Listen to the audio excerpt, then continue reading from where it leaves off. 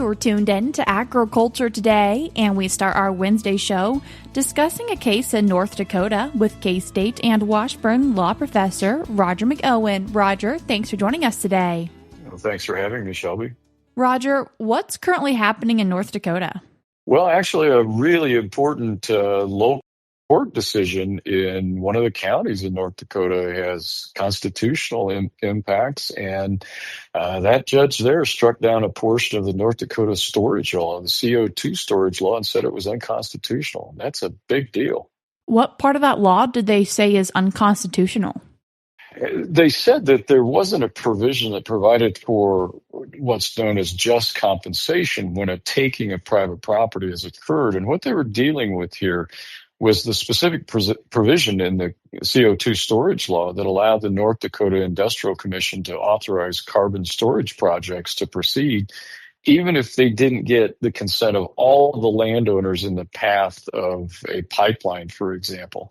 And what was that if at least 60% of the affected landowners agreed to the project, then the non-consenting minority landowners were forced to participate in a unitized storage facility. And the district court judge didn't like that.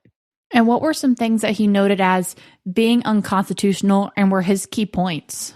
Well, he said that I think a couple of these points are absolutely critical. He said that pore space, P-O-R-E, is private property.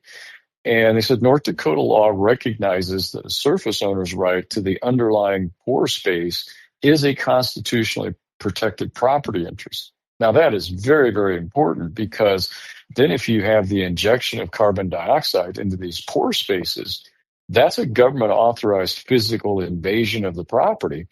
And that classification becomes really critical because under the Fifth Amendment, a permanent physical occupation of private property is a per se taking. Now, in other words, a taking under any circumstance. And it's regardless of the public benefit or the degree of economic impact on the owner. It is a taking that requires compensation. The court also said that the law interfered with a very fundamental private property right, and that is the right to exclude others from your land.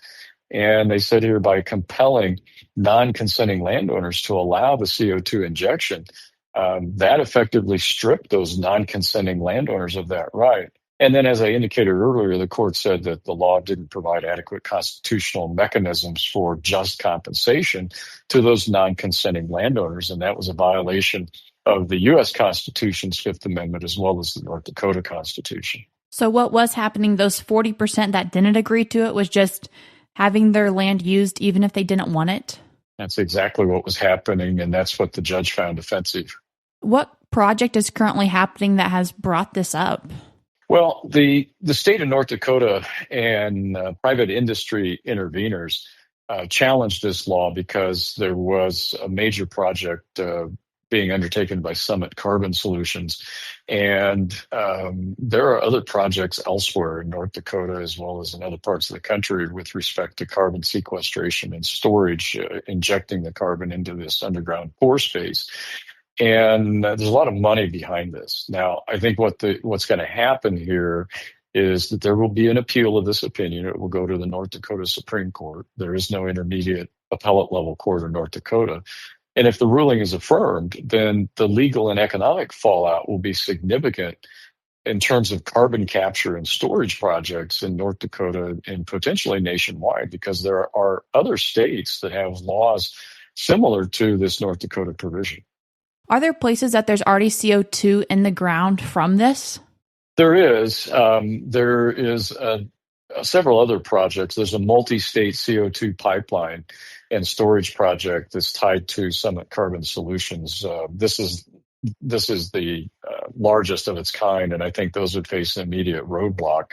Now, the inability to use a provision like this, it's called an amalgamation provision in a storage law that was found unconstitutional in North Dakota, will have impacts on other carbon storage initiatives. The Dakota Power's Project Tundra, which is a carbon capture effort at a coal-fired power plant, I think would also be forced to find new legal pathways to secure 100% of the pore space. It's okay if landowners voluntarily give up their rights, but they cannot be forced to involuntarily lose those rights without being paid for it. And this is going to, and I think it will be upheld by the North Dakota Supreme Court, but these companies will have to find alternative means to solve this problem. And I think the corollary is in the oil and gas area. And in oil and gas, this problem has been dealt with by legislation such as unitization and pooling, where a company like this is authorized to pool a group of properties together. But that would take additional legislation in North Dakota to get that done. Is there a scenario where these companies who are wanting to use this pore space for CO2 storage would be able to do it where landowners would have to give up their land? That gets at what I mentioned just a moment ago. I think the way the market will solve this is similar to the way that this issue was dealt with in the oil and gas industry, and that is we use unitization and pooling clauses in leases that allow the grouping of several tracts together. So basically what you would have is contract law deal with this in a little bit different manner. When we think about public domain or eminent domain, that's generally reserved for true public uses, roads, schools, those types of things. But the use of what's known as an amalgamation clause that was in this CO2, 60% equals 100%, for a private carbon capture company, that's a distortion of the market. And it's a giveaway to special interests of the carbon capture industry and its investors. So it's an example, I think, of government failure by its attempt to fix a perceived market failure. And that would be the holdout problem, these landowners that don't want to agree to this. But it does so by creating constitutional failure, the forced taking of private property. And so where I see this going is that contract law will ultimately solve this problem. Contract and negotiation, pooling, unitization clauses in these types of contracts. But the market will have to solve it in that manner. The court is saying here you cannot solve it by taking private property away. So, Roger, as we're sitting in Kansas, and this is a North Dakota case, why do we care what happens with it?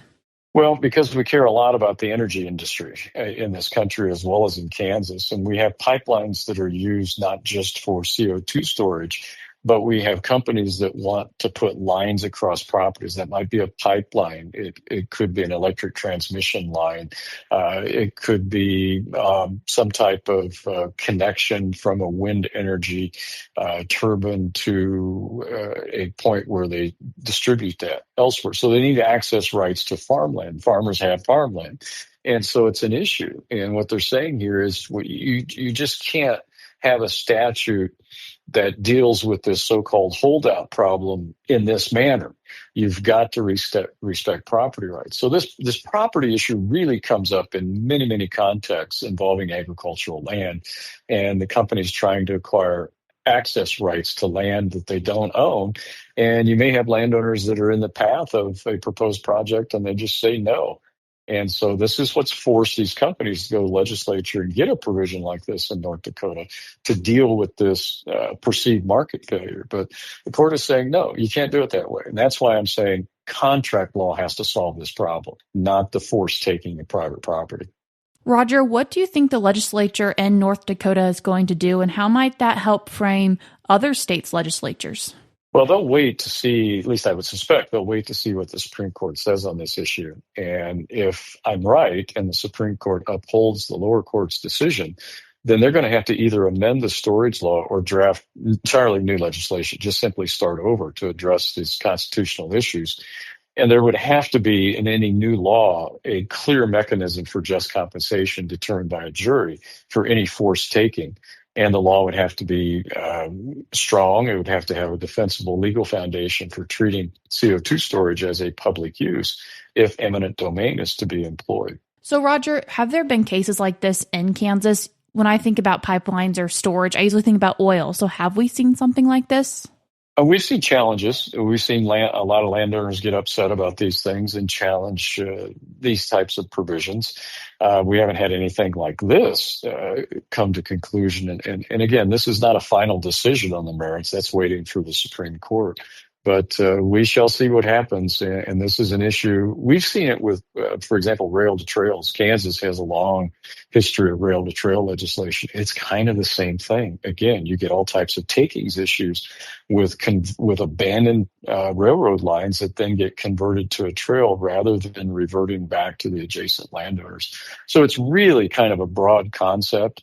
But this one really heightens attention to the constitutional issue again. Roger, I appreciate you taking the time to join us today. Thank you, Shelby.